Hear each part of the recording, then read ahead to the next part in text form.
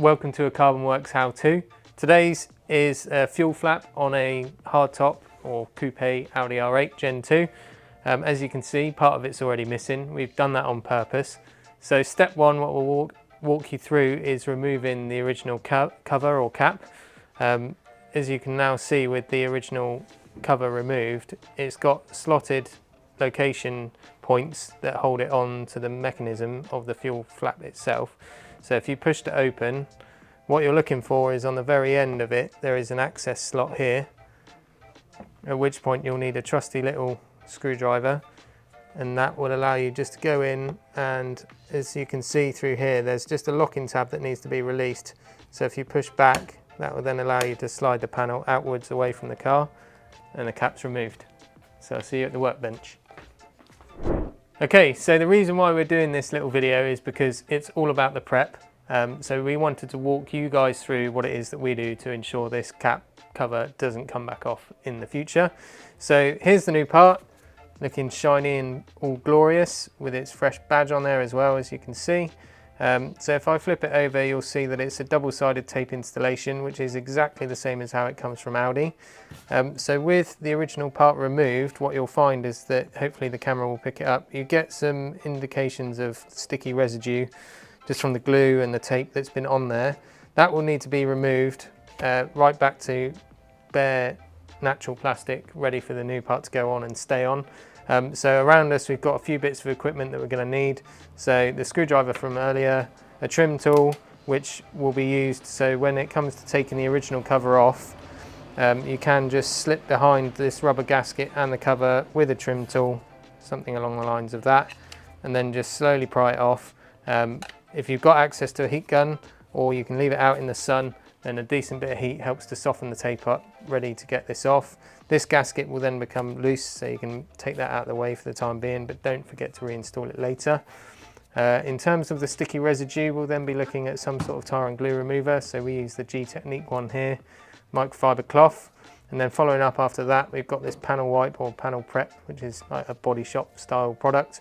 But that again just means that any contaminants or residue are completely gone from the surface. So I'll get to work just cleaning this up, and then we'll join the video back in a second once it's ready to all stick together.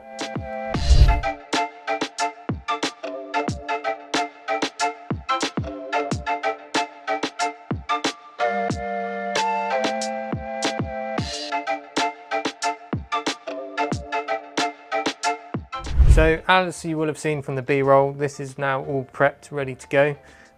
So you can see on the microfiber, it was well worth using that tar and glue. Got all the residue there. So again, most attention to detail on that part, making sure every last bit of glue is removed from it, ready for the new panel to go on. So with the new panel, probably the most important thing is to make sure it goes on the right way up, particularly if you've got a badge on it like this one.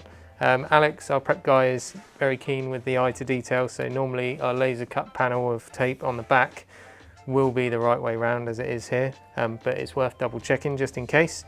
So that's ready to go. What you're going to need to do is use something. I'm useless with these double backed pieces of tape, so I normally need something to help me get the backing off. Let's pull that off, and what we're going to do now is assemble the backing plate, which is a case of putting the rubber gasket back on, making sure that lines up onto the external lip. And then going to take my heat gun, apply some heat to the tape, the double-sided tape on the backing of the cover. You could hold it, but I tend to find that when you're moving across, you heat up your forearm a bit too much. But all you're doing is looking to get some uniform temperature in the tape and the part itself. And what you'll tend to find is that the surface of the tape sort of almost goes off a matte finish. So it sort of starts to look a bit stipply, but not so far as you get bubbles, that's not necessary, but just enough to get some heat into it. What I'm going to do is keep it as it is face down. I'll flip the cover over and offer it up so the rubber gasket actually sits down on top perfectly, which will give you an indication of where it is centrally on the backing cover, so it fits perfectly in the aperture on the car. And then I'm going to apply pressure and hold the pressure until the temp's dissipated from the part and the tape's gone off.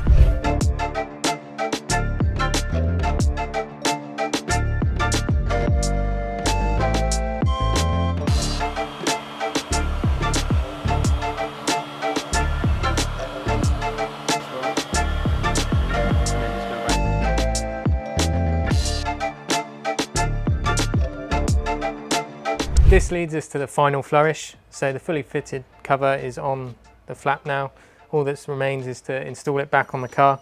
So as we highlighted at the start of the video, you've just got the 2 rails of clip contacts, and it should just be a case of lining it up like so, and then push it in towards the car till it clips, and that's it secured and ready to go. Thanks for watching. Any questions, hints or tips of your own, drop them in the comments below. We'll do our best to get back to you. Until then, like, share and subscribe would be greatly appreciated, and keep an eye out for the next how-to. Thanks very much.